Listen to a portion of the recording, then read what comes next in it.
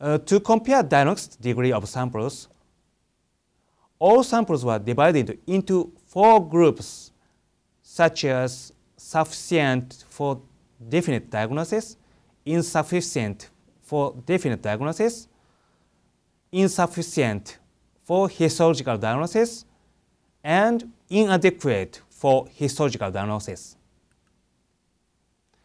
This is an example of a specimen which is sufficient for definite diagnosis. As you can see, there are a lot of large-sized cluster of atypical cells. They are irregular arranged and hyperchromatic nuclei. This is invasive ductal carcinoma. This is also an example of a specimen which was categorized as sufficient for definite diagnosis. However, you can see the amount of tissue were less compared to previous case. This is an example of a specimen which is insufficient for definitive diagnosis. This specimen contains only small cell clusters of atypical cells.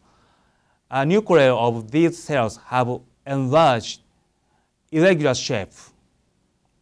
So malignancy is suspected, but it is difficult to make definite diagnosis with this small sample.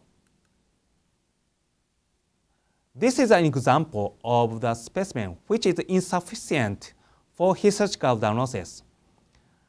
This specimen also contains only small number of atypical cells.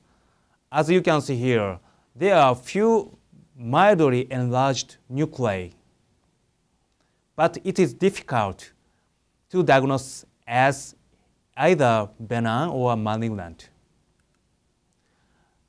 This is an example of a specimen which is inadequate for histological assessment. This specimen contains only blood without any epithelial cells. We categorize these samples as an inadequate diagnosis, and the samples that we could not process making a slide also categorized as inadequate. This is a slide showing the number of samples of each diagnostic degree. As you can see, ProCore group has more definite diagnostic samples than Ultra group, and Ultra group has more inadequate samples for histological diagnosis. There were significant differences seen between these two groups. This is a slide diagnostic yield of malignancy using only specimen with definitive diagnosis. As you can see, there was no significant difference between diagnostic yield in sensitivity, specificity, and accuracy between two groups. This is because pathologists in our study were well experienced in making diagnosis, even using small sample size. So there were no difference observed when inferior samples were excluded from this analysis. Therefore, we also analyzed the amounts of specimens.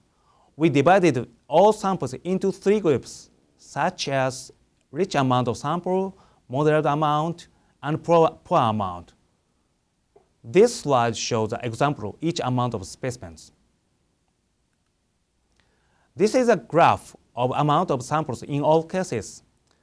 As you can see here, ProCore group has more rich samples compared to Ultra group.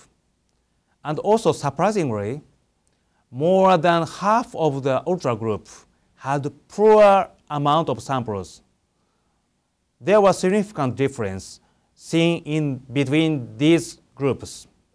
This is an example of a specimen obtained by ProCore needle diagnosed as neuroendocrine tumor. Here you can see a large number of small round cells. In the immunohistochemistry, chromogranin A and synaptophysin are positive. And here is the MBI. MBI index was less than 1%. So this specimen was diagnosed as neuroendocrine tumor, G1.